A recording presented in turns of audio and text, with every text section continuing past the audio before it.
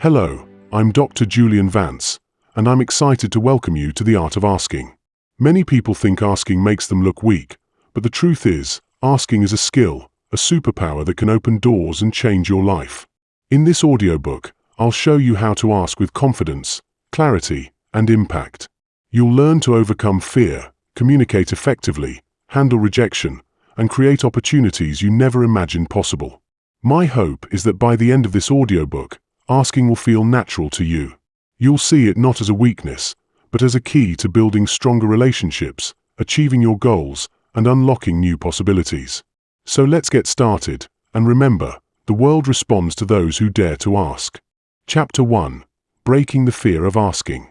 Think about how many times in your life you needed something, help with school, advice about a problem, maybe even an opportunity that could have changed everything, but you stayed silent. You wanted to speak up, but something inside of you pulled you back. That small voice whispered, "Don't ask. You'll look weak. You'll look stupid. They'll say no." And so, you stayed quiet. What happened? You walked away with nothing. Not because the world said no, but because you said no to yourself before anyone else had the chance. This is the first truth we need to face. The greatest barrier to asking is not rejection, it is fear. Fear of embarrassment. Fear of rejection. Fear of appearing needy. But here's the thing, those fears are built on illusions. Most of the time, people are far more open to helping, giving, and sharing than we imagine. The mind exaggerates the possibility of rejection, and so we surrender to it. But what happens if you stop listening to that voice? What happens if you dare to ask? Suddenly, the world begins to open up. Let me remind you of something powerful. Every success story you've ever admired, every inventor, every leader, every creator, they got where they are because they asked. They asked questions, they asked for help, they asked for chances.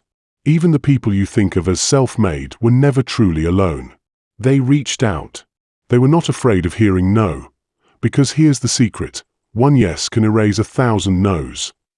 Now, let's talk about why fear feels so real. Our brains are wired for survival, not for boldness. Long ago, rejection could mean danger, being pushed out of a group, left alone, unsafe.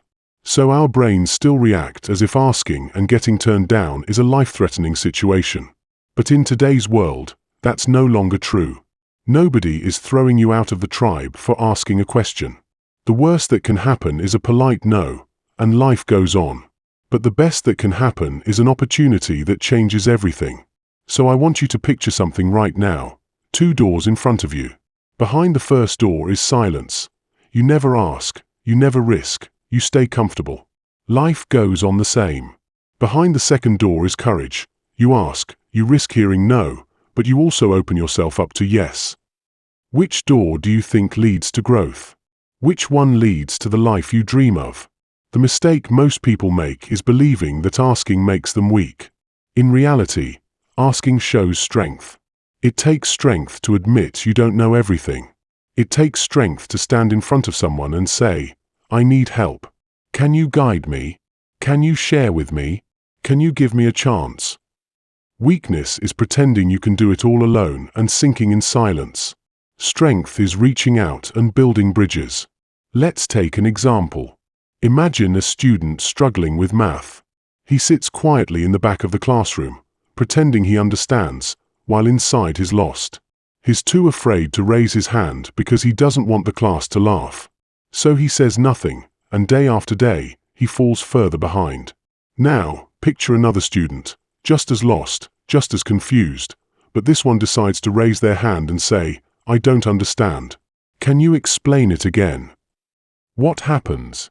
The teacher explains, others in the class probably benefit too, and that student walks out smarter than they walked in. One stays stuck in silence, the other grows, simply because of asking. Now think about your own life. How many opportunities have you missed because of silence? How many friendships you could have built? How many doors could have opened? All because you let fear win. But here's the beauty, you don't have to live that way anymore. You can start changing it today. The way to break fear is not to wait until it disappears, because it never fully does. The way to break fear is through action. Small steps, one at a time. Ask for little things first. Ask a friend for advice. Ask your teacher for clarification. Ask a stranger for directions. Every time you do this, you are training your brain to see that nothing bad happens.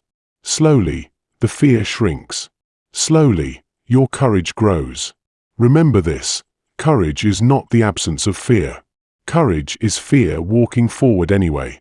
The first few times, your voice will shake, your heart will race, but you will survive. And after enough practice, asking becomes natural. You stop seeing it as a risk, and you start seeing it as a tool. Let's look at another angle. When you refuse to ask, you're not only hurting yourself, you're also denying others the chance to give. Human beings are wired to help each other. Think about how good it feels when someone asks you for advice and you're able to give it. Doesn't it make you feel valued? Doesn't it give you purpose? By asking, you're not just taking, you're allowing someone else to give, and that exchange builds connection. This is why the fear of asking is such a trap. It isolates us. It convinces us we are alone. But the truth is, you are surrounded by people who are capable of helping, teaching, supporting, and guiding you. You just need to reach out. And every time you do, you break a brick in the wall of fear. Here's a challenge for you. Starting today, I want you to practice asking one small thing every day. It doesn't matter what it is. Ask for a recommendation. Ask for advice. Ask for feedback. Ask for directions, even if you think you already know the way. The point isn't the answer, the point is the act of asking. Because every small ask is a step toward freedom from fear.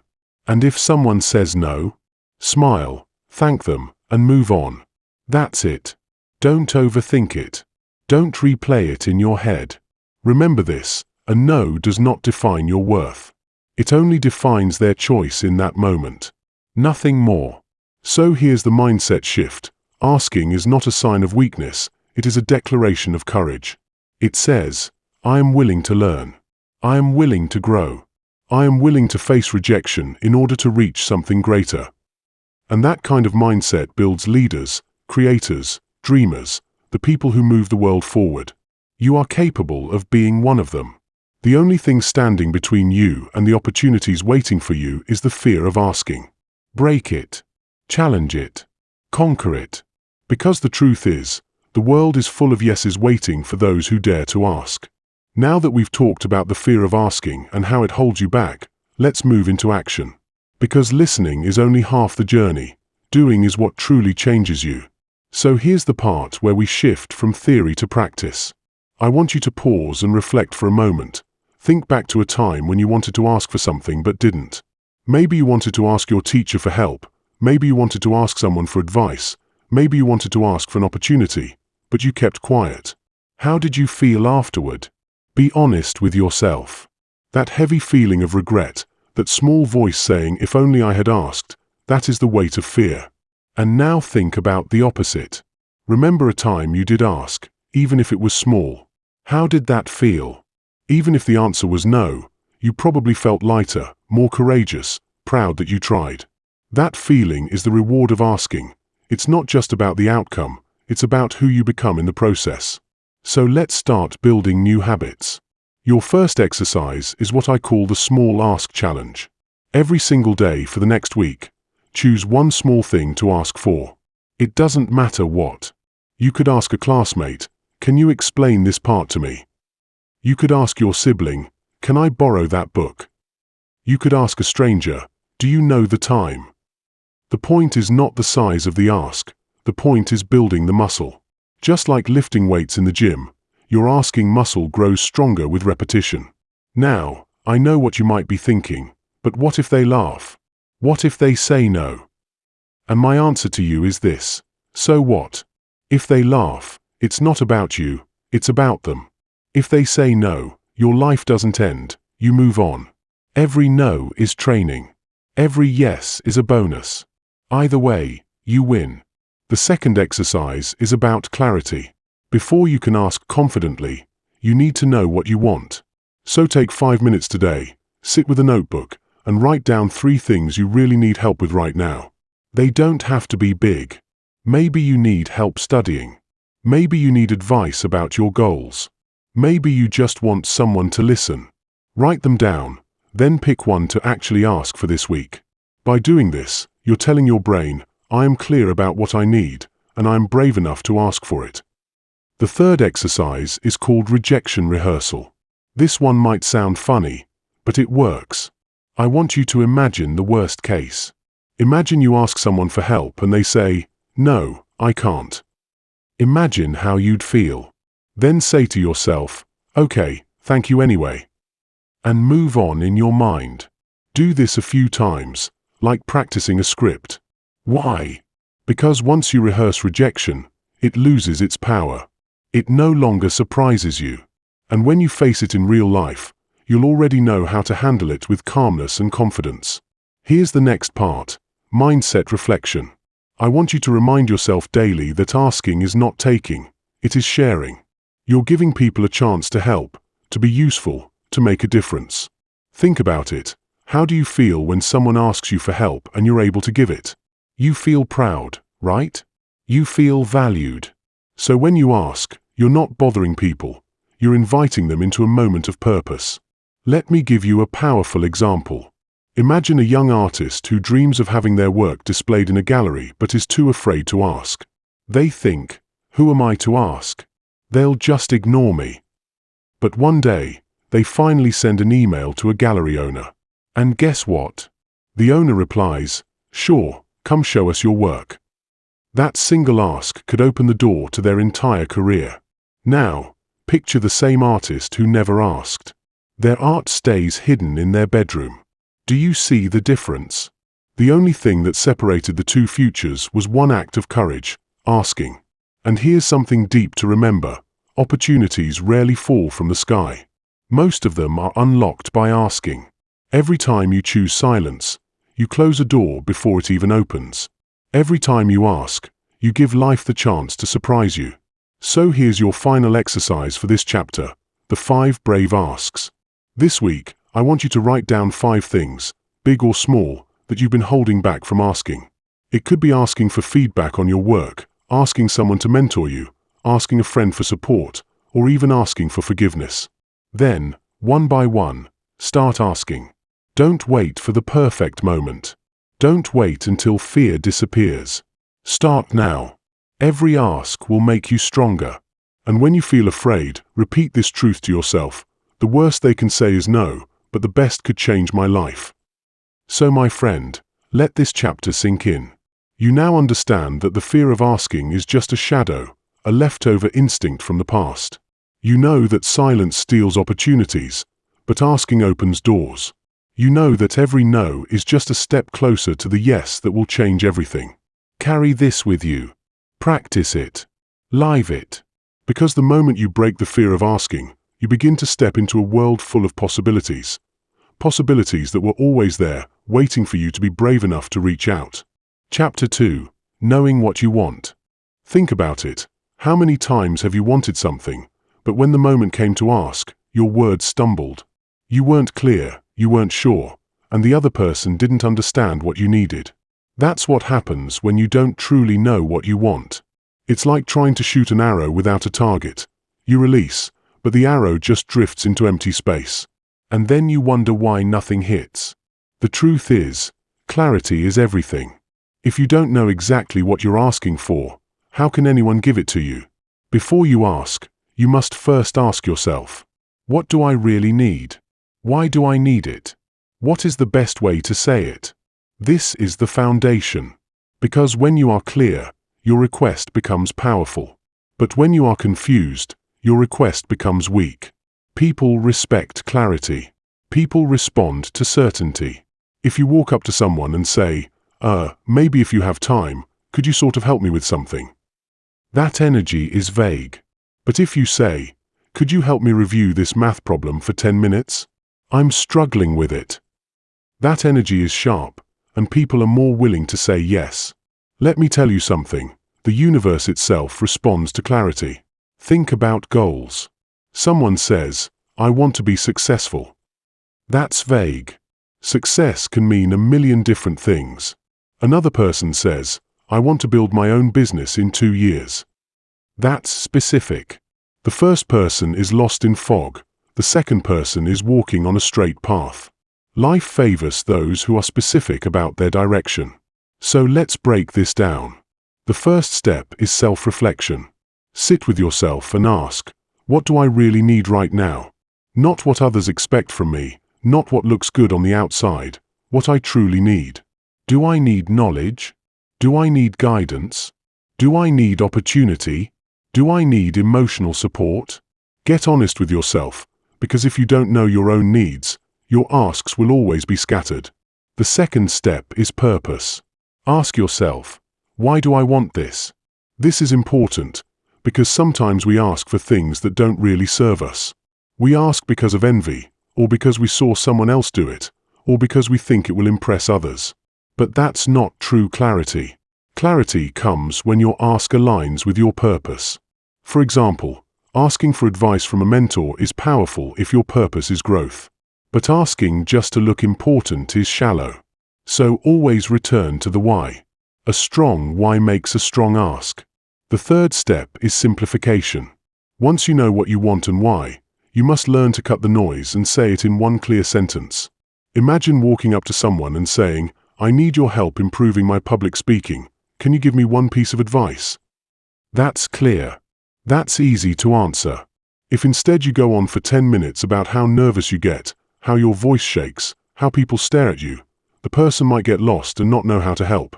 Simplicity makes it easy for others to give you what you need. Here's the truth. Clarity shows respect. When you ask clearly, you are respecting the other person's time and energy. You're saying, I value your attention, so I'll make my need direct and easy. People respond to that. People admire that. And that's why clarity is the secret weapon in asking. It not only helps you, it helps them help you. Now, let's go deeper. Sometimes, people don't ask clearly because deep down, they don't even know what they want from life. They are drifting. They want something better, but they can't describe it. And so, their asks are vague, their goals are vague, and their results are vague. But you are not going to live that way. You are going to be different. You are going to live with clarity. Imagine you are at a restaurant. The waiter comes to you and says, what would you like? And you reply, food. The waiter just stares at you, confused. You'll get nothing. But if you say, I want a cheeseburger with no onions, suddenly, within minutes, you get exactly what you asked for. That's how life works too. Life is the waiter. If you just say, I want success, life doesn't know what to bring you. But if you say, I want to become a doctor and help children in 5 years, life begins to serve you the opportunities that fit. So here's what I want you to do. Stop asking for something, and start asking for specifics. Stop drifting in fog, and start drawing a map. Because clarity is the bridge between dreams and reality. Now, let's turn this into practice. Exercise 1. The 3 lists. Take a notebook and create 3 lists. On the first list, write down what you need right now. Be honest, don't filter. On the second list, write down why you need each one. On the third list, simplify each one into one sharp sentence.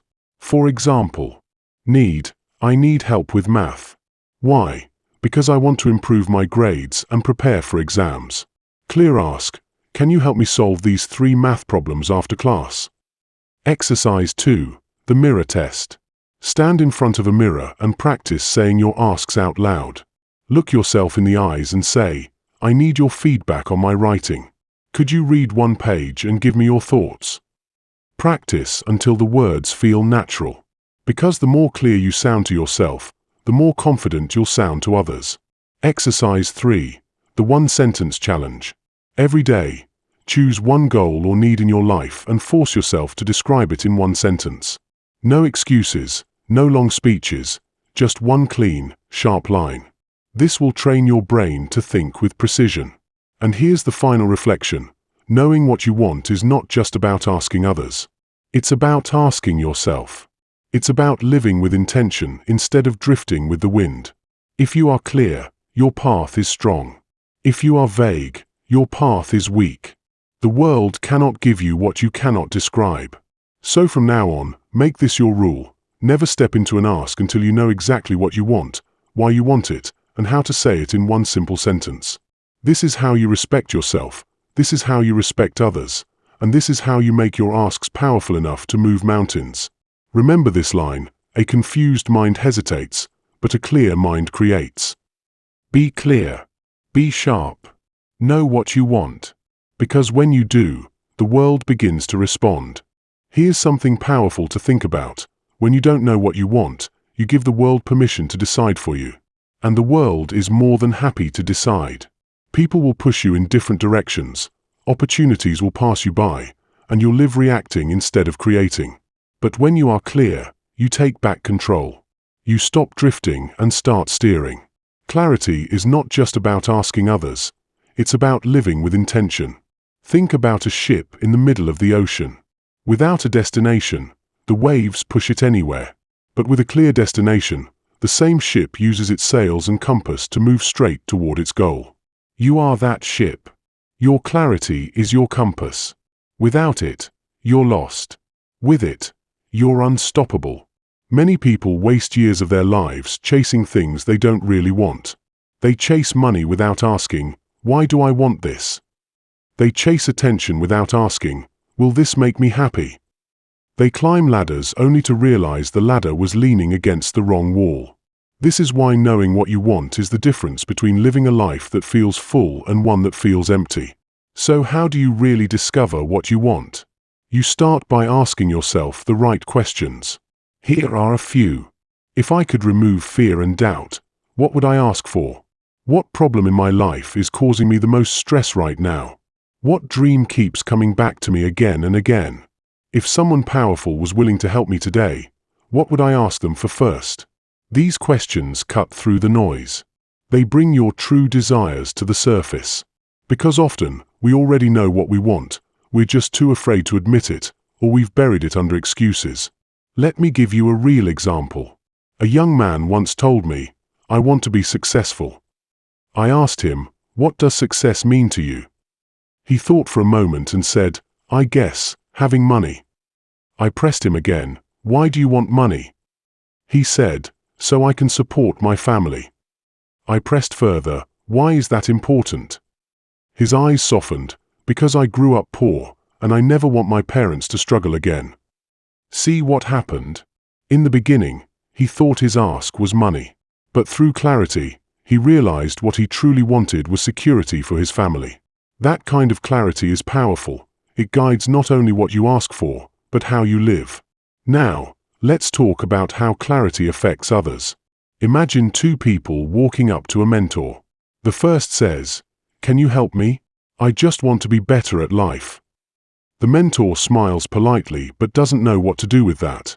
The second person says, "I admire your ability to manage time. Can you share 2 techniques that help you stay disciplined?" Which one do you think gets a real answer? The second one. Why? Because clarity respects the mentor's time, and clarity shows you've done your homework. This is true in every area of life: relationships, work, education, even spirituality. When you are clear, people listen. When you are vague, people tune out. So here's what I want you to start practicing. Anytime you feel an urge to ask, pause for just 1 minute and sharpen it. Ask yourself, what do I really want right now? Why do I want it? How can I say it simply? That small pause transforms your request from weak to strong, from forgettable to unforgettable. Exercise 4. The 1-minute sharpening rule. Before you ask anyone for anything this week, pause for 1 minute. In that minute, define exactly what you want, why you want it, and how you'll say it. This small practice trains your mind to create clarity before you open your mouth. Exercise 5. Rewrite the ask. Take one vague request you've made in the past and rewrite it into a sharp one. For example, vague, "Can you help me with school stuff sometime?" Sharp, "Can you spend 20 minutes this Thursday explaining this physics problem?" Notice the difference. The first is foggy, the second is laser-focused. Exercise 6. Dream simplification. Take one of your biggest dreams and write it in one sentence. Not a paragraph. Not a speech. Just one sentence. Example: I want to become a doctor so I can save lives and give back to my community. The more you practice this, the more powerful your vision becomes, not only for asking others, but for guiding yourself. And here's something deeper. When you know what you want, you begin to see opportunities you never noticed before. It's like when you buy a new car, and suddenly you start seeing that same car everywhere. Your brain filters the world based on what's important to you. If you're vague, your brain has no filter, you miss chances. But when you're clear, your brain locks in, and suddenly the right people, ideas, and moments stand out. So let me leave you with this thought. Life is not about asking for everything, it's about asking for the right things. And the right things can only come when you know what you truly want. Vagueness creates noise. Clarity creates results. From now on, don't just ask. Ask with clarity. Don't just wish. Wish with direction. Don't just want. Want with purpose. Because when you know what you want, the world finally knows how to give it to you. Chapter 3. Timing and Context. Picture this. You've finally built up the courage to ask. You know exactly what you want, and your words are sharp. But then, you blurt it out while the person is rushing to catch a bus, or while they're stressed, or while their mind is somewhere else. What happens? They brush you off, not because your request was bad, but because the timing was wrong. And in that moment, you might think, I failed. But the truth is, you didn't fail. The moment wasn't ready. This is the power of timing. The right ask at the wrong time is almost always ignored. But the same ask, delivered at the right moment, can be life-changing. Timing is like the wind.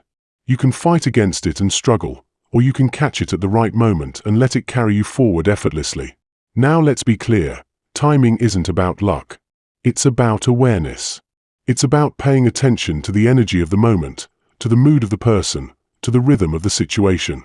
If you can sense when the door is open, you can step through it. If you push when it's closed, you only hurt your hand. Think of it like planting seeds.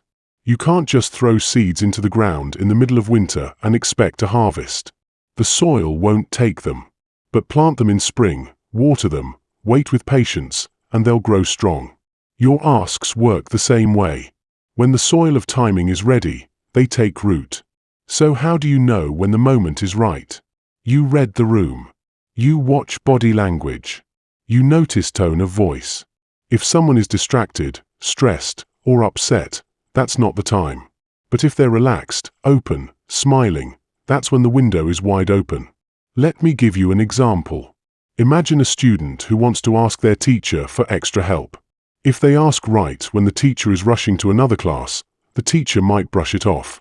But if they wait until after class, when the teacher is relaxed and packing their bag, the same question might get a warm yes. Nothing about the ask changed. The timing did. Here's another example. Imagine you want to ask your boss for a raise. You could walk in on Monday morning, when they're stressed about the week ahead, and say, "Can we talk about my salary?" That's a recipe for rejection. But what if you wait until after you've just completed a big project successfully, when the boss is in a good mood and proud of your work? Suddenly, the chances of hearing yes multiply. That's timing. Patience is the hidden strength here. Most people fail because they rush. They want it now. But waiting for the right moment isn't weakness, it's strategy. Think of an archer. They don't release the arrow the second they pull back. They breathe, they aim, they wait until the target is steady. Then they release. That patience is the difference between missing and hitting the bullseye. Now let's connect this with context. Context means understanding the situation, the environment, the background. It means asking yourself, is this the right place, the right mood, the right setting? Because context can make or break your ask. Asking someone for advice in a quiet coffee shop is not the same as shouting it across a crowded street. Context matters. Sometimes, preparing the other person is just as important as preparing yourself. Instead of ambushing them with your request, you can give a gentle signal. For example, saying, "Hey, when you have a moment, I'd love to ask you for some advice," puts them in the right frame of mind. Now they're ready. They're expecting it. and that makes them more open. Let's go deeper. Timing is not only about the other person, it's also about you. Ask yourself, am I ready? Is this the best version of me? Because if you're nervous, rushed, or unclear, even perfect timing won't save you. But if you're calm, prepared, and patient, you'll recognize the window when it opens. So how do you practice this skill? With awareness. Start paying attention to the rhythm of conversations. Notice when people seem open and when they seem closed. Notice the flow of energy. It's almost like music. Sometimes the beat is fast, sometimes it slows down. If you can feel the rhythm, you'll know when to step in with your ask. Exercise 1. The pause and watch. This week, before you ask anyone for something, pause for just 30 seconds. Watch their mood, their body language, their energy. Are they rushing? Are they calm? Are they smiling or stressed? If the moment feels closed, wait. If it feels open, step forward. Exercise 2. The set the stage practice. Instead of jumping straight into your ask, practice preparing the other person. For example, say, I'd love to ask for your feedback later, when you have time. Then follow up at the right moment. Notice how much more positive the response becomes when people are ready. Exercise 3. Timing reflection. At the end of each day, write down one situation where timing helped you or hurt you. Did you ask at the wrong time? What happened? Did you wait for the right moment? How did it feel? This reflection will train you to see patterns in timing. Here's the golden rule. The right ask in the wrong moment is wasted, but the right ask in the right moment is powerful. Don't rush. Don't force. Breathe. Wait. Watch. Then act with confidence. Remember, courage gives you the strength to ask, clarity gives you the precision to ask, but timing gives you the wisdom to be heard. Combine all three, and your chances of hearing yes skyrocket. Think about Oprah Winfrey. Early in her career, she was just another TV host, not yet the global icon she is today. But she had a dream, to build something bigger, her own network, her own platform. Did she ask for it on day one? No. She waited. She built trust, she proved her value, she grew her audience. And then, when the timing was right, when her name was strong and her influence undeniable, she asked. The doors opened because she didn't rush. She understood that the seed she planted needed time before she could harvest. Another story. Imagine a young entrepreneur with an idea for a startup. He wants investors. He could have asked for money right when the idea was just scribbles on paper. Most would have said no. Instead, he spent a year building a prototype, testing it, showing results. Then, when he finally asked, the timing was perfect. Investors could see the vision and the proof. The same ask, will you support me? But made at the right moment, changed everything. Even in simple, everyday life, timing is magic. Think of a friend who's had a hard day. If you ask them for a favor right then, they'll likely snap. But if you wait until they've relaxed, eaten, and are smiling again, they'll probably say yes with warmth. That's timing. You see, the world has its own rhythm. Some people call it luck, others call it flow, but it's really about attention and awareness. The universe opens doors in moments, short windows when people are ready, when situations align. Most people miss them because they're too focused on themselves. But if you train yourself to notice, you'll catch opportunities others don't even see. Here's something powerful. You don't always have to wait for timing. You can create it. How? By setting context. For example, if you want to ask your parents for permission to do something, instead of asking when they're tired after work, you might first do something kind, help with chores, share good news, make them laugh. Now you've shifted the mood, you've set the context. And then, in that lighter moment, you ask. See the difference? You don't just wait for timing, you create it. Let's go practical. Imagine you want to collaborate with someone you admire. Don't just send a random message when you're unknown. Start by following their work, engaging with it, adding value. Over time, they notice you. Then, when you finally ask, it's not a cold request, it's a warm one. The timing is better because you've built context. Another angle, Sometimes, the best timing is after giving, not before asking. If you want support, show support first. If you want help, offer help first. People are far more open to giving when they've already received something. That's why timing and generosity are linked. Think of it like a dance. If you push when the music is slow, it feels wrong. But if you move in rhythm, it feels natural, effortless. Asking works the same way. Move in rhythm with people's moods, with situations, with the energy around you, and your asks will feel smooth, not forced. Deep exercise. The timing map. For the next week, watch carefully and create a map of moments in people's days. Notice when they're most open, most distracted, most relaxed. For example, you might notice your teacher is always in a better mood after class ends than before, or that your boss is more approachable after lunch than in the morning. Write these down. Soon, you'll start to see patterns, and once you see them, you'll know exactly when to ask. Let me leave you with this truth. Timing is not about waiting forever. It's not about fear or hesitation. It's about readiness, yours and theirs. It's about aligning your courage and clarity with the flow of the moment.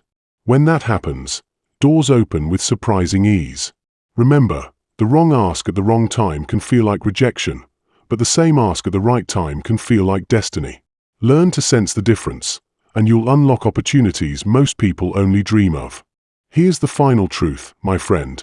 Asking is not just about the words you speak, it's about when and how you deliver them. You've now learned that timing is a kind of invisible force. It can make a weak ask succeed or a strong ask fail. It's about patience, awareness, and sometimes even the art of waiting. But don't confuse waiting with doing nothing. Waiting is active. It means you're watching, preparing, building context, creating the right conditions. When the moment comes, you step in boldly. Think of a surfer. They don't fight the ocean, they wait for the wave, and when it rises, they ride it with power. That's how your ask should feel, smooth, natural, carried by the energy of the moment. Now, here's something important. Even if your timing is perfect, people are still human. They have fears, doubts, and defenses. That's why timing alone is not enough. You must also understand the mind, how people think, what motivates them, what makes them say yes instead of no. This is where the real magic begins. Because asking is not just about you. It's also about them. And when you can see the world through their eyes, understand what they value, what they fear, and what inspires them, you gain an incredible power. That's persuasion, and it's not manipulation. It's connection. It's alignment. It's making your ask not only clear and well-timed, but also irresistible. So as we leave this chapter, take this with you. Timing is the door. But persuasion, the psychology of understanding others, is the key that unlocks it. In the next chapter, we'll go deeper into the human mind. You'll learn how people think, why they resist, and how to shape your asks so they resonate deeply. Combine timing with psychology, and you'll not only ask, you'll receive. Chapter 4. The Psychology of Persuasion. Imagine standing in front of someone with your request ready. You've built the courage, you've gained clarity, you've chosen the right timing. But now comes the crucial question: how do I make my ask irresistible? This is where psychology enters. Not manipulation, not trickery, just understanding how people's minds are wired and aligning your ask with those natural patterns. Think of it like sailing. Persuasion is not about fighting the wind, it's about adjusting your sails so the wind carries you forward. Let's break it down into the 4 golden principles of persuasion. 1. Reciprocity. Give before you ask. Humans are wired to give back. If someone helps you, you feel a natural pull to return the favor. This is reciprocity. It's why free samples in stores work so well. You taste it, you feel grateful, and you want to buy. When you give first, your ask becomes easier to accept. If you want advice, maybe start by complimenting the other person's work sincerely. If you want help, maybe offer help in return. Even small gestures, like listening, showing respect, or sharing something valuable, open the door for reciprocity. Think of relationships like a bank account. You can't just withdraw endlessly, you must deposit first. When you give, you build credit. Then, when you ask, People feel good saying yes because they already feel the balance between you. 2. Scarcity. Make it valuable. Have you noticed how people rush when something is limited edition or only available today? That's scarcity. We naturally value what's rare, unique, or time-sensitive. When you frame your ask, highlight why it matters now or why it's special. For example, instead of saying, "Can you help me sometime?" you might say, "Your advice right now could really help me make the right decision this week." That urgency makes it more valuable. But be careful, scarcity isn't about fake pressure. It's about showing the genuine importance of the moment. If your request has real weight, let that shine. Scarcity makes people pay attention because it reminds them, opportunities don't last forever. 3. Authority. Credibility matters. We trust people who seem to know what they're talking about. If a doctor gives advice, we listen. If a leader speaks, we lean in. Authority is not about titles only. It's about showing confidence, preparation, and knowledge. When you ask, show that you've done your homework. Show that you're not asking blindly, but from a place of effort. For example, if you're asking for mentorship, saying, "I've been studying your work and already applied some of your methods," proves credibility. You're not a stranger, you're serious. Authority grows from preparation. When you speak with clarity and confidence, people sense it. And when they sense it, they trust you. And trust is the soil where yes grows. 4. Social proof. Others' approval helps. Humans are tribal creatures. We look to others to guide us. What they like, we often like. This is social proof. It's why reviews and testimonials are powerful. It's why restaurants with long lines attract more customers. When you ask, showing that others already support you makes it easier for someone to join in. For example, "I've already spoken to a few people who believe in this idea, and I'd love your perspective too." That shows you're not alone, and it lowers resistance. But even in small things, social proof works. Mentioning that others found this useful or many people agree reassures the person that they're not taking a risk by helping you. Putting it all together. The real magic happens when you combine these principles naturally. Imagine this ask. You give first, reciprocity. You explain why the timing matters, scarcity. You show you've done your work, authority. And you mention that others support you, social proof. Suddenly, your request is not a burden, it's compelling. Here's the key. Persuasion is not manipulation. Manipulation tricks people for short-term gain. Persuasion builds trust and creates win-win situations. When you frame your ask with these principles, you're not forcing someone, you're aligning with what already motivates them. Exercise 1. Reciprocity Journal. This week, write down 3 small ways you gave before you asked, whether it was kindness, help, or respect. Notice how much easier the ask felt afterward. Exercise 2. Scarcity Reframe. Take one request you've been holding back. Rewrite it with a sense of urgency or uniqueness. For example, instead of "Can you give me feedback someday?" write "Your feedback before I submit this would make a huge difference." Exercise 3. Authority Building. Pick one area where you often ask for help. Spend 30 minutes preparing knowledge before you ask. Notice how much more confident you feel and how differently people respond. Exercise 4. Social Proof Practice. Next time you make a request, mention one example of others supporting you or benefiting from what you're asking. Watch how it changes the energy of the conversation. As we close this chapter, remember this. Persuasion is about connection, not control. When you give before you ask, when you highlight value, when you show credibility, and when you demonstrate that others believe too, you create a frame where yes feels natural. Think about Elon Musk pitching Tesla or SpaceX. He wasn't just asking for money, he was framing his requests with all the principles of persuasion. He demonstrated authority by showing deep knowledge of engineering. He created scarcity by emphasizing that opportunities to invest early were limited. He used social proof by highlighting early backers and supporters. And he practiced reciprocity by offering clear value for anyone who joined him. The result? People didn't just fund a project, they believed in a vision. Even in smaller, everyday life, these principles work the same way. Imagine asking your teacher for help on a difficult assignment. If you just say, "Can you help me?" it might not work. But if you say, "I've reviewed your notes and tried the exercises, but I'm stuck on these two problems. A few of my classmates also struggled, and I'd love your guidance," you've combined authority, social proof, and reciprocity in one short request. Suddenly, the teacher sees you as prepared, serious, and respectful. That's the power of persuasion in action. Now, let's break down the mindset behind persuasion. Asking is never about tricking someone into saying yes. It's about aligning your request with the natural human tendencies we all share. People want to feel valued, helpful, and part of something meaningful. When you understand this, your requests stop feeling like burdens. They become invitations. Invitations to connect, to contribute, to make a difference. Here's an exercise to internalize this mindset. Before making any ask this week, write down how your request benefits the other person as well as yourself. Even small gestures, like helping a friend move or asking a teacher for feedback, work best when framed as mutual benefit. When you see it this way, asking stops feeling selfish, and you naturally become more persuasive. Another key insight: timing and context, which we already practiced, amplify persuasion.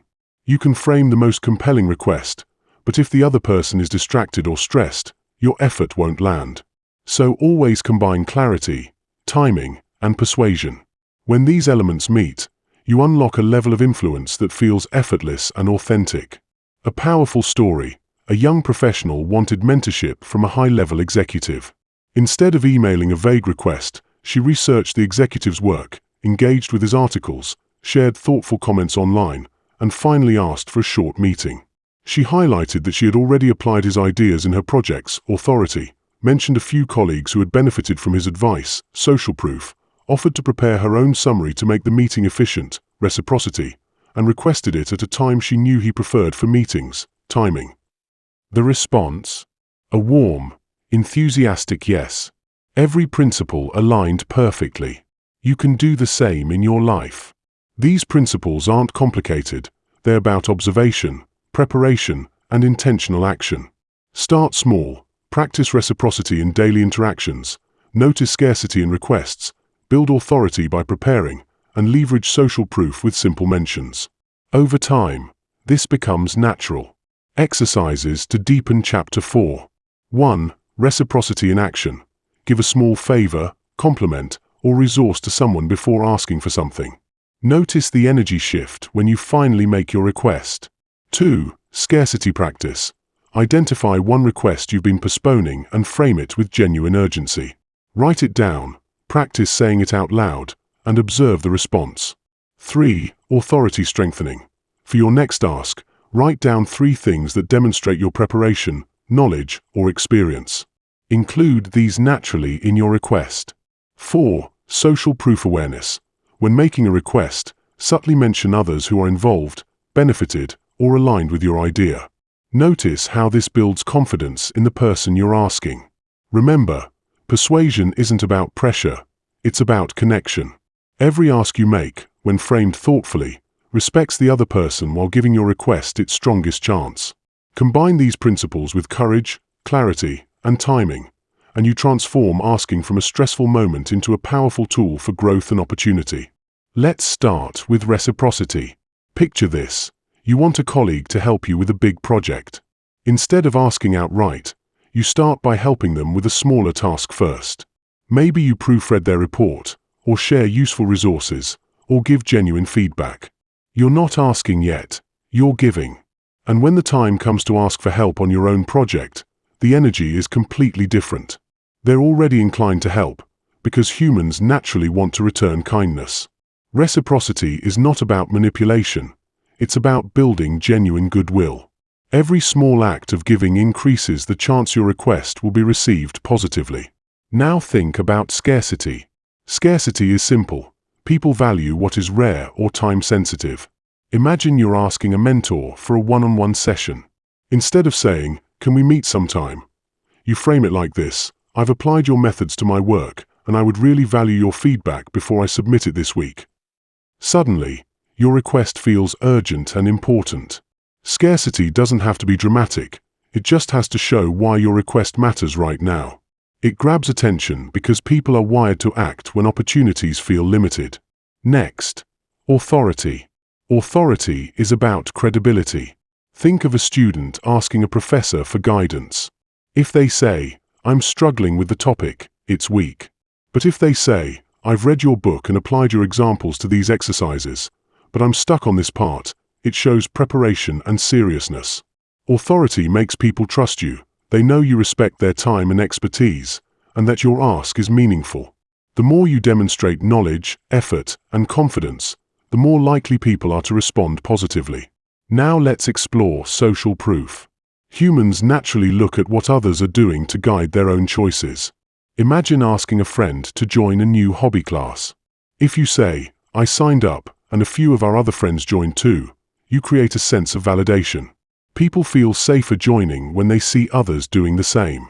Even in professional settings, social proof works. If you're pitching an idea, mentioning that others already support it reassures the person you're asking. They don't feel alone in their decision. They're joining a shared movement. To really make these principles work, combine them in real-life mini scenarios. For example, Scenario 1. You need help from a busy colleague. First, you help them prepare for a meeting, reciprocity. Then, you highlight that this is a limited-time project where their input matters, scarcity. You explain that you've already researched the topic thoroughly, authority, and mention that a few other teammates support your idea, social proof. Your ask is now compelling, respectful, and almost impossible to ignore. Scenario 2. Asking your teacher for advice on improving your grades. You share how you've studied their notes and attempted all exercises, authority. You mention that classmates also struggled and benefited from their guidance, social proof. You choose a moment after class when they are relaxed, timing, from Chapter 3. Finally, you offer to summarize your questions concisely to make it easier for them, reciprocity. Result? A clear yes, because the request is framed perfectly. Notice a pattern. Persuasion works best when it is natural, thoughtful, and respectful. The goal is connection, not pressure. People respond to authenticity, preparation, and alignment with their natural tendencies. Here's another exercise to solidify your understanding. Exercise 1. Daily persuasion practice. Each day this week, practice framing one request using all 4 principles: reciprocity, scarcity, authority, and social proof. Write it down first, then deliver it in real life. Reflect on how people respond differently when you apply these principles versus when you ask normally. Exercise 2. Observe and learn. Watch conversations around you, in school, at home, or online. Notice when someone gets a yes easily. Can you identify the principles in action? How did reciprocity, scarcity, authority, or social proof influence the outcome? Exercise 3. Personal reflection. Write down a recent time you asked for something and didn't get it. Now, rewrite the request using the 4 principles. Imagine how it could have gone differently. This trains your mind to naturally frame future asks. Finally, remember this: persuasion is a tool of connection, not control. It allows your requests to resonate, to feel natural, to invite cooperation. Combine persuasion with courage, clarity, and timing, and you transform asking from a moment of uncertainty into a skillful practice that opens doors, builds relationships, and creates opportunities. By mastering the psychology behind asking, you're no longer hoping for yes, you're aligning with how human minds naturally respond. And when your asks are aligned with these principles, you don't just ask, you inspire people to respond positively because it feels right to them. Chapter 5. How to ask clearly and confidently. Asking is an art. It's not about begging. It's not about tiptoeing around the other person or hoping they'll guess what you want. It's about speaking with clarity and confidence so that your request is easy to understand and even easier to say yes to. When you master this, asking becomes natural, powerful, and rewarding. Let's start by understanding why clarity matters. Imagine someone asks you, "Can you help me sometime?" You're left guessing. What kind of help? How much time? When? Maybe you want to help, but the vagueness makes it hard to commit. Now imagine the same person says, Would you be open to helping me with this specific problem for 20 minutes after lunch? Suddenly, you know exactly what they need, and it's easy to say yes. Clarity is the bridge between your need and someone else's willingness to help. Confidence is equally crucial. Even if your ask is crystal clear, if you deliver it hesitantly, people feel uncertain. Weak asks like, "I hope it's not too much trouble," or "if you don't mind," sound polite, but they bury your request in doubt. Strong asks, on the other hand, are direct, respectful, and assertive. "Would you be open to helping me with X?" Confidence signals to others that you respect both your own needs and their time. Let's talk about politeness without weakness. You can be polite and direct at the same time. For example, saying, "I'd really appreciate your guidance on this project. Would you have 30 minutes to discuss it tomorrow?" is both respectful and strong. You acknowledge their time, express gratitude, and clearly state what you want. People are naturally drawn to requests that are easy to understand and framed with respect. Now, let's break it down into practical steps to ask clearly and confidently. Step 1. Know exactly what you want. This comes from Chapter 2, Clarity. Write your request in one sentence. Simplify it until it's easy to say aloud. Remove unnecessary words or excuses. Weak asks often include too much hesitation. "I don't know if you're busy, but maybe." Strong asks are simple. "Would you be willing to help me with X?" Step 2. Frame your ask positively. People respond better to a request framed around opportunity, solution, or growth. Instead of saying, "Can you fix my mistakes?" say, "Could you guide me on how to improve this so it's better?" Positive framing makes your ask feel inviting instead of demanding. Step 3. Use specifics. Don't leave people guessing. Include what you want, when you want it, and how it matters. For example, instead of saying, "Can you review my work?" say, "Would you have 15 minutes this afternoon to review my report and give feedback on the introduction?" Specifics make your ask concrete and actionable. Step 4. Build confidence in delivery. Before you ask, take a deep breath. Stand or sit with good posture. Speak clearly and slowly. Look the person in the eye. Confidence is contagious. If you feel certain, others will feel comfortable saying yes. Step 5. Anticipate questions or objections. When you prepare your ask, think about what the other person might worry about. If you can address it naturally, your ask becomes easier to accept. For instance, if you're asking for time, mention that you've prepared everything to make it quick and easy. This shows respect and preparation. Now let's explore some real-life scripts that you can adapt to different situations. Business scenario. Weak ask, "I don't want to bother you, but could you maybe help me with this report if you have time?" Strong ask, "I'd value your input on this report. Could we meet for 20 minutes tomorrow to review the first section together?" Friendship scenario. Weak ask, "I know you're busy, but can we hang out sometime?" Strong ask, "Would you like to grab coffee this Friday afternoon? I'd love to catch up." Learning or mentorship scenario. Weak ask, "I'm not sure if you can, but could you help me understand this topic?" Strong ask, "Could we schedule 30 minutes this week to go over this topic? I've prepared questions to make it efficient." Notice the pattern. Clarity plus confidence plus respect equals a strong ask. Each strong ask is short, specific, and leaves no room for confusion. Here's an important mindset shift. Asking is not selfish. It's a skill. The more clearly and confidently you ask, the more opportunities you create. People aren't annoyed when you ask well. They appreciate it because it respects their time and makes the interaction easy. Let's practice some exercises to master clear and confident asking. Exercise 1. Write it out. Take 3 requests you've been hesitant to make. Write them as clearly and specifically as possible in one sentence. Then read them aloud with confidence. Exercise 2. Mirror practice. Stand in front of a mirror and practice asking your requests. Pay attention to your posture, tone, and eye contact. Notice how your confidence grows as you repeat it. Exercise 3. Role play. Ask a friend to role play scenarios with you. Try weak asks first, then strong asks. Compare how it feels and how the other person responds. This builds awareness and skill. Exercise 4. Gratitude follow-up. After making any request, thank the person genuinely for their time or help, regardless of the answer. Gratitude reinforces respect and strengthens relationships, making future asks even easier. Finally, remember this: clear and confident asking is a habit. The more you practice, the more natural it becomes. Every time you ask with clarity, respect, and confidence, you grow stronger, more self-assured, and more capable of creating opportunities in every area of life.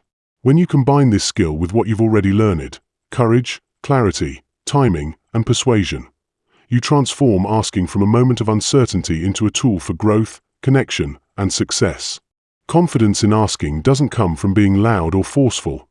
It comes from preparation and self-belief. When you know what you want and why it matters, you carry a quiet power that others sense immediately. People respond to certainty. Think about it. If you approach someone with hesitation and long excuses, they sense doubt and uncertainty, and their instinct is to protect themselves. They may say no simply because the request feels shaky. But when you step forward with clarity, with words that are precise and simple, they see someone who respects themselves and respects them. That combination is magnetic. It's what makes even a difficult ask feel natural and fair. Politeness and strength can coexist perfectly. You don't need to apologize for wanting something or soften your language excessively. The secret is phrasing your ask so it feels collaborative rather than burdensome. For example, instead of saying, "I know you're busy, but I don't want to trouble you," you can say, "I'd really value your guidance on this, and I've prepared a summary to make it quick. Would you be open to reviewing it for 15 minutes? See how much easier that is to respond to. You are polite, respectful, and grateful, but you are also clear, confident, and direct. Every ask you make has 3 parts: what you want, why it matters, and the action you'd like the other person to take. The what is the core of your request, the specific help, advice, or opportunity you need. The why shows why it matters and can create motivation in the other person. The action tells them exactly how to help. Without any of these parts, the ask feels incomplete. A weak ask leaves people guessing. A strong ask guides them effortlessly. Practice combining these 3 parts until it becomes natural. One practical way to strengthen your asks is to anticipate concerns before you speak. People often hesitate to say yes because they fear inconvenience, risk, or extra effort. If you can address these concerns in advance, you remove friction and make it easier for them to respond positively. For instance, if you're asking someone to mentor you, you might say, "I've prepared questions in advance so our time together will be focused and efficient. Would you have 30 minutes this week to go over them?" By showing that you respect their time and are organized, you make it easy for them to agree. It's also essential to use language that feels natural and direct. Avoid vague phrases, long-winded explanations, or unnecessary apologies. Weak asks often include too many ifs and buts, which dilute the request. Strong asks are concise and straightforward. "Would you be willing to help me with X? Or could we meet tomorrow to discuss Y?" Simple, clear, and actionable. People respond better to clarity than politeness disguised as hesitation. Let's talk about practice and repetition. Asking confidently is a skill, not a talent you're born with. The more you do it, the more natural it becomes. Start with small requests, asking a friend to explain a topic, requesting feedback from a teacher, or asking a colleague to review your work. Notice how clarity and confidence change the response. Over time, you'll find that even larger, more significant asks feel easier, because your mind and your voice are trained to deliver them effectively. Another powerful technique is visualization before asking. Take a moment to imagine the conversation going perfectly. See yourself speaking clearly, confidently, and respectfully. Visualize the person responding positively. This mental rehearsal reduces anxiety and primes you to act with calm assurance. Many top performers in business, sports, and leadership use visualization for exactly this reason. It trains your brain for success before the real moment arrives. Remember, every ask is also an opportunity to build connection. When you ask clearly and confidently, you show respect for yourself and for the other person. You make it easy for them to help, to respond, to engage. Weak asks create tension or hesitation, Strong asks invite collaboration. Over time, practicing this skill not only increases the chances of getting yes, it strengthens relationships, builds trust, and creates a reputation for clarity and respect. Finally, always express gratitude after your ask, regardless of the outcome. Thanking someone for their time or consideration reinforces respect and leaves a positive impression. Gratitude is a small gesture that makes future asks easier and builds goodwill. Combined with clarity, confidence, preparation, and respect, it completes the circle of effective asking. One of the most important lessons about rejection is that it often reveals more about timing and perspective than about you. For example, think of J.K. Rowling, who faced multiple rejections before Harry Potter was published. Each publisher's no was not a statement of her talent. It was simply a misalignment of timing, audience, or vision. If she had let each rejection define her self-worth, the world would have missed one of the most beloved stories ever written. Instead, she treated each no as feedback, refined her approach, and persisted. That's the mindset you can adopt. A no is information, not a verdict. Another way to handle rejection gracefully is to respond verbally in a way that strengthens relationships. For instance, if someone declines your request for help, you might say, "Thank you for letting me know. I understand you're busy, and I appreciate your honesty. I hope I can reach out another time when it's more convenient." Notice how this response does not argue, defend, or apologize excessively. It shows understanding, respect, and openness for future collaboration. By responding like this, you leave a positive impression and maintain goodwill. Even in social or personal situations, the same principle applies. If a friend cannot meet you or declines an invitation, avoid sulking or guilt-tripping. Instead, express gratitude and leave the interaction positive. A simple, "I understand, no worries at all. Let's plan another time," keeps the friendship strong and demonstrates maturity. People notice how you handle rejection, and it can make them more willing to support you in the future. Rejection also offers a chance for self-reflection and improvement. Each no gives you a chance to examine your approach. Was your request clear and concise? Did you explain the value or benefit? Was the timing right?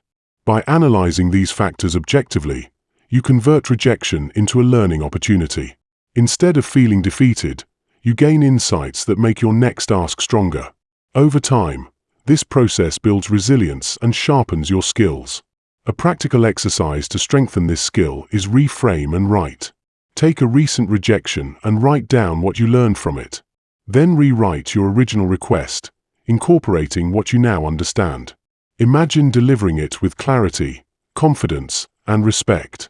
This exercise trains your mind to see rejection not as failure but as a tool for growth. It's also important to practice emotional regulation in the moment of rejection. When you hear no, pause and breathe. Avoid reacting impulsively with frustration or defensiveness. Instead, respond calmly and with gratitude. This shows emotional intelligence and signals that you can handle challenges gracefully. People respect and trust those who respond with composure, and this increases your chances of success in future interactions. Another powerful technique is distance and perspective. Often, rejection stings because we take it personally. Step back and view the situation objectively. Ask yourself, does this no define my abilities or value? Usually, the answer is no. Most rejections are situational, related to timing, priorities, or other circumstances. Viewing rejection from a broader perspective helps you remain confident and ready for the next opportunity.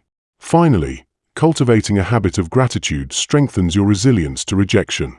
Be thankful for the clarity it provides, the lessons it teaches, and the opportunities it uncovers. Each no you encounter is a stepping stone, preparing you for the yes that aligns perfectly with your goals. By embracing rejection as part of the journey, you transform it from a source of fear into a catalyst for growth. In every aspect of life, work, learning, friendships, or personal goals, handling rejection gracefully is a skill that distinguishes those who succeed from those who stagnate. It's not just about getting yeses, it's about growing stronger, wiser, and more confident with every no. Rejection is not the end, it is feedback, insight, and preparation for the opportunities ahead. The way you respond determines whether a no becomes a setback or a launchpad for your next success. Chapter 7. Asking to build relationships. Asking is often seen as a way to get what you want, but the truth is, the most powerful asks are those that create connection. When you ask thoughtfully, with respect and authenticity, you're not just seeking help, you're inviting someone into a meaningful interaction. Every ask is an opportunity to strengthen relationships, build trust, and leave a lasting impression. This chapter is about learning to ask not just for gain, but for connection. The first key principle is asking for advice instead of favors.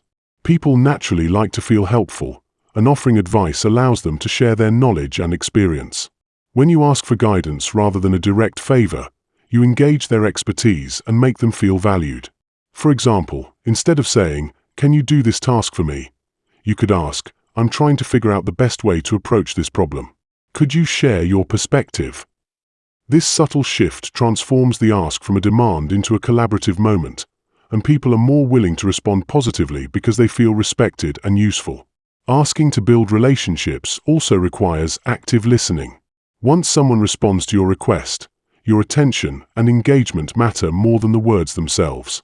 Show genuine interest, ask follow-up questions, and reflect on what they say. Listening deeply not only helps you gain valuable insight but also demonstrates that you care about the other person, not just the outcome of your ask. Over time, this creates a foundation of trust and mutual respect, making future asks easier and more natural. Another important aspect is timing and relevance. The asks that strengthen relationships are those that are considerate of the other person's priorities, energy, and availability. Being mindful of timing shows empathy, and it signals that you value their perspective and time. When your ask aligns with their context, it feels less like an imposition and more like an invitation. This thoughtful approach makes people more willing to help and fosters a stronger bond between you.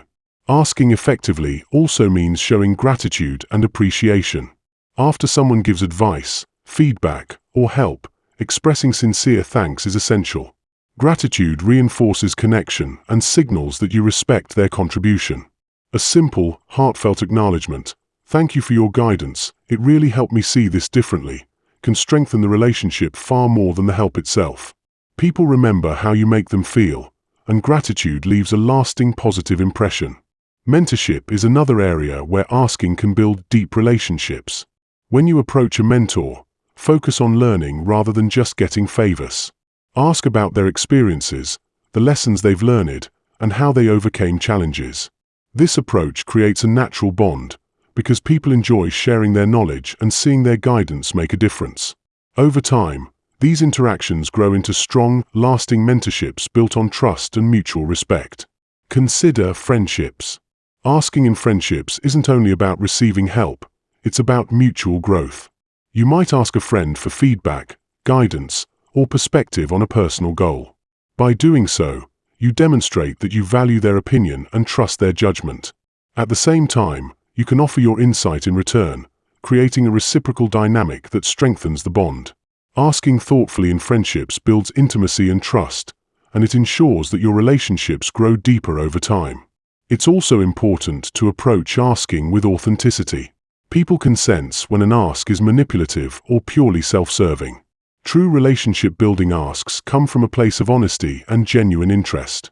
When you are transparent about your needs, open to learning, and respectful of boundaries, your requests feel natural, sincere, and compelling. Authenticity builds credibility and invites others to engage with you on a deeper level. Practical exercises for mastering relationship building through asking include: Exercise 1. Ask for advice. This week, approach someone you respect and ask for their advice on a challenge or decision you are facing. Focus on learning, not on immediate favors. Take notes and follow up later to show appreciation. Exercise 2. Active listening practice. During your next interaction, ask a question and practice listening fully without interrupting. Reflect back what you heard and ask clarifying questions. Notice how this deepens the conversation and strengthens connection. Exercise 3. Express gratitude. After every request, advice session, or collaboration, write a short note or say something genuine to show appreciation. Recognize the person's contribution and make it personal. This small habit builds long-term trust. Exercise 4. Reflect on reciprocity. Ask yourself, how often do I offer value before asking? Plan one action each day where you give support, insight, or assistance before making a request. Observe how this changes the responses you receive. When you integrate these practices into your life, asking transforms from a simple act of requesting into a powerful tool for building meaningful relationships. Each ask, done thoughtfully, is an opportunity to connect, learn, and grow together. Over time, these small, intentional interactions compound, creating a network of trust, mentorship, and friendship that opens doors and enriches your life far beyond any single request.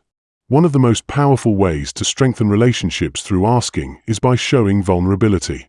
People connect with authenticity, and when you admit that you don't have all the answers or that you need guidance, it creates space for trust. For instance, instead of pretending to know everything, you might say to a mentor, "I'm struggling with this decision and would really value your perspective." This simple act of openness signals humility and honesty, which encourages the other person to engage with you deeply. Vulnerability is not weakness, it is a bridge that builds connection and invites collaboration. In friendships, asking for input or perspective can transform casual interactions into meaningful bonds. Imagine a friend going through a tough choice about their career. You could ask, "Would you mind sharing how you approach decisions like this? I'd love to learn from your experience."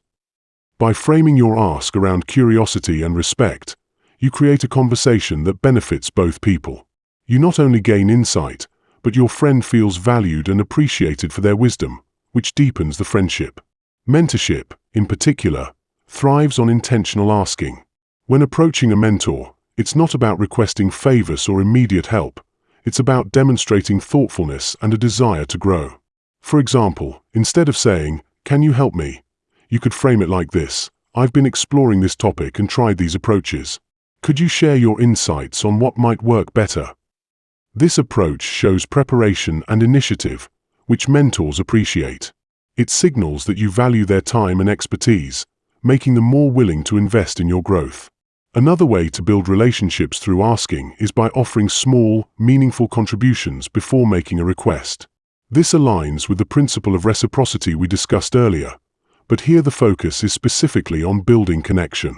Perhaps you share a helpful article, give thoughtful feedback, or offer assistance in a project before asking for guidance. When people see that you're willing to give as well as receive, your requests feel natural and collaborative rather than one-sided. Relationships built on mutual support are stronger and more enduring. Timing and context are essential for relationship-building asks. Consider social or professional networks. Asking at the wrong moment can strain rapport. If you approach someone when they are busy or distracted, even a well-crafted ask may be overlooked. Instead, choose moments when they are receptive and tailor your request to their current priorities. For example, after a meeting or during a calm moment, you might say, "I noticed your expertise in this area and was hoping to get your perspective on a challenge I'm facing. Do you have a few minutes this week?" Respecting timing shows awareness and empathy, which strengthens trust. Gratitude is the final ingredient that transforms asking into relationship building. A sincere thank you is more than politeness, it reinforces connection. After a mentor shares insight or a friend gives advice, you might follow up with, "Thank you again for your guidance. Your perspective helped me approach this differently, and I truly appreciate your time." Gratitude signals that you value the relationship, not just the help, and leaves a lasting positive impression. People are drawn to those who make them feel appreciated. Let's consider a real-life scenario. A young professional wants guidance from a senior colleague on improving presentation skills. Instead of asking vaguely, they might say, "I've been practicing my presentations and noticed I struggle with audience engagement. I admire how you present in meetings. Could I get 15 minutes of your time for feedback? I'll prepare a short excerpt to make it efficient." This approach is clear, respectful, and considerate. It combines preparation, specificity, and appreciation, making the request easy to accept. The colleague feels valued and involved, which strengthens their professional relationship. Finally, it's important to view every ask as an investment in connection. Even if the answer is no, the way you handle it can preserve and even deepen the relationship. Respond with understanding. I completely understand, and I appreciate your honesty. I hope we can discuss this another time. A graceful response maintains trust, leaving the door open for future opportunities. Over time, repeated thoughtful interactions like this create a network of genuine, mutually supportive relationships. By practicing these principles, vulnerability, intentional asking, contribution before request, timing, and gratitude, you transform asking from a transactional act into a relationship-building skill. Every ask becomes an opportunity to connect, learn, and grow together. Strong relationships are not built overnight.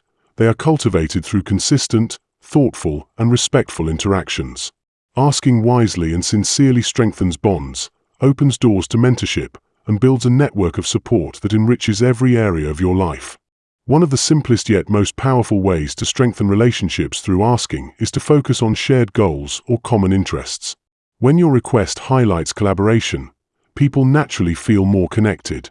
For example, if you're working on a group project, instead of saying, "Can you do this part for me?" you could say, "I noticed you have great ideas for this section. Could we work together on it so our project shines?" This frames the ask around teamwork rather than individual gain, creating a bond and mutual investment in success. Here's another example in mentorship. Imagine asking for career advice. Instead of asking vaguely, "Can you help me with my career?" try, "I've been exploring different career paths in our field. Could I get 20 minutes of your time to hear about your experience and the lessons you learned?" Notice how this respects the mentor's time, highlights your preparation, and shows genuine curiosity. The ask is not just about what you gain. It's about learning and connecting with their journey. Friendship scenarios work the same way. If you want a friend's opinion on a personal decision, you could say, "I really value your perspective. Could we talk for a few minutes about this decision I'm trying to make?" By framing it as seeking insight rather than help, you make them feel respected and trusted. The focus is on connection, not obligation. Let's add practical exercises to strengthen relationship building through asking. Exercise 1. Relationship Audit. Write down 5 people you want to build stronger relationships with: mentors, friends, or colleagues. For each person, identify one meaningful ask that focuses on learning or connection rather than immediate gain. Prepare to deliver these asks thoughtfully in the coming week. Exercise 2. Practice dialogue. Role-play scenarios with a friend or by yourself. Use scripts like, "I noticed your skill in X and would love to learn from you. Could we meet for 15 minutes? I value your opinion on this decision. Can I get your thoughts? I've tried these approaches, but I'd really appreciate your insight. Could we discuss this briefly?" Repeat until it feels natural and confident. Exercise 3. Follow-up and gratitude. After someone responds to your ask, immediately follow up with gratitude. Write a short note or message, "Thank you for your time and guidance. Your insight helped me approach this differently, and I really appreciate it." This reinforces the connection and sets the stage for future collaboration. Exercise 4. Observe and learn. Watch how others make relationship-building asks in your school, workplace, or social circle. Note what works: timing, tone, phrasing, and focus on connection. Apply these lessons to your own asks. Another key strategy is balance between giving and asking. People naturally respond positively when there's reciprocity. Before making a request, consider what you can offer. For instance, if you're asking a mentor for advice, you might share a small achievement or insight first. "I applied your previous guidance to this project, and it worked well. I'd love your thoughts on the next step." By demonstrating appreciation and contribution, your request feels collaborative and strengthens trust. Timing also plays a critical role. Avoid asking when someone is distracted, stressed, or overwhelmed. Instead, choose moments when they are more open and receptive. For example, after a successful meeting, a mentor or colleague is often more willing to share insight. Being aware of context demonstrates empathy and thoughtfulness, which deepens relationships. Finally, remember that building relationships through asking is a long-term practice, not a one-time effort. Each thoughtful, respectful request strengthens bonds incrementally. Over time, these small, intentional interactions compound, creating a network of support, mentorship, and trust. The goal is not just immediate yeses, it's creating meaningful connections that last, grow, and mutually benefit both parties. When asking is done with clarity, respect, preparation, and a focus on learning and connection, it becomes a skill that transforms your personal and professional life. Every ask becomes an opportunity to inspire trust, deepen bonds, and create a foundation for future collaboration. Final chapter: Mastering the Art of Asking. By now, you've learned that asking is far more than a simple request. It's a skill, a mindset, and a tool for growth, connection, and success. From understanding yourself and knowing exactly what you want, to timing your requests, persuading effectively, asking with confidence, handling rejection, and building relationships, every chapter has prepared you to approach life with clarity, courage, and intentionality. The art of asking is not about demanding or taking. It's about creating opportunities for both yourself and others. The first key lesson is clarity. Every successful ask begins with knowing exactly what you need and why. Clarity allows your request to be precise, actionable, and easy for others to respond to. When your ask is clear, it shows respect for both your own goals and the other person's time. Without clarity, even the best intentions can get lost in hesitation, vagueness, or misunderstanding. Remember, clarity is the foundation of confidence, persuasion, and relationship building. Confidence is the second pillar. Clear requests delivered with hesitation or self-doubt rarely succeed. When you ask confidently, you signal to others that you value your own needs, respect theirs, and have prepared thoughtfully. Confidence doesn't mean arrogance, it means composure, clarity, and trust in your preparation. Practice speaking your asks aloud, visualize successful interactions, and notice how calm, deliberate communication transforms your results. Next comes timing and context. Even the strongest ask can fail if delivered at the wrong moment. By learning to read the room, sense receptiveness, and choose the right timing, you greatly increase the likelihood of a positive response. Patience and awareness are tools you can cultivate. Sometimes waiting or preparing the ground is more powerful than asking immediately. The psychology of persuasion teaches you that asking effectively is about influence, not manipulation. Reciprocity, authority, social proof, and scarcity are tools that help your request resonate naturally. Use them wisely and ethically, always aiming for collaboration rather than coercion. This approach ensures your asks feel natural, respectful, and motivating for both parties. Handling rejection gracefully is another essential skill. No matter how well you ask, the answer will sometimes be no. Instead of viewing it as failure, see rejection as feedback, a chance to learn, improve, and refine your approach. Responding with composure, reflection, and gratitude strengthens relationships, preserves self-confidence, and prepares you for future opportunities. Every no becomes a stepping stone to a better yes. Finally, the power of asking to build relationships cannot be overstated. Every well-crafted ask is an opportunity to deepen trust, demonstrate respect, and create meaningful connections. Whether you're seeking advice, mentorship, friendship, or collaboration, asking with authenticity, preparation, and gratitude strengthens bonds and creates a network of support. Remember, asking is not just about receiving. It's about giving others the chance to contribute, share knowledge, and feel valued. The true mastery of asking comes when all these principles work together. Clarity, confidence, timing, persuasion, resilience, and connection form a circle of skill that transforms both your personal and professional life. You move from uncertainty and hesitation to intentional, confident action. You begin to see asking not as a moment of vulnerability, but as a tool of empowerment. As you move forward, here are some practical steps to integrate the art of asking into your daily life. Write down your top 3 requests each week and practice framing them clearly and confidently. Visualize successful asks before important conversations. Practice gratitude and follow-up after every response, positive or negative. Reflect on rejections to identify lessons and improvements. Focus on building connections by asking for advice, offering value, and listening deeply. Remember, asking is not a one-time skill, it's a habit. The more you practice, the more natural it becomes. Each thoughtful request creates opportunities, strengthens relationships, and builds confidence. Over time, you'll notice a profound transformation.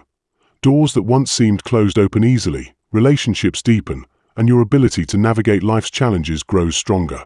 The art of asking is, at its core, about courage, clarity, and connection. When you ask boldly yet respectfully, listen actively, and respond gracefully, you create a life of opportunity, learning, and meaningful relationships. Every yes and no becomes part of your journey, teaching, shaping, and preparing you for success. Step into this world of intentional asking with confidence. Embrace the lessons of this book, practice them diligently, and watch how your life transforms. Asking well is not just a skill, it is a superpower. Master it, and you unlock doors to growth, connection, and endless possibilities.